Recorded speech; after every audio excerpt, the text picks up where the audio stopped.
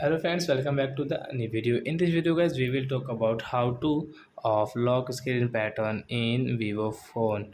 Guys, you want to off guys lock screen pattern, so guys you can off it. In this video guys, I will show you how can you off your lock screen pattern in Vivo phone. So first of all guys, open your phone setting. Then guys click on security setting. After that guys scroll it and guys click on screen lock pattern guys setting. So guys click here. Guys draw your pattern and guys click on none option, first one guys, and guys delete.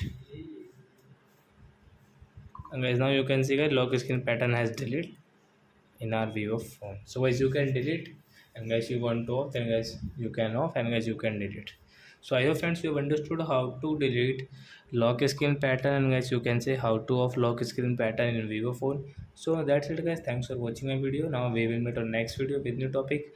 Before guys, please go and like my video, subscribe my channel. Bye bye friends.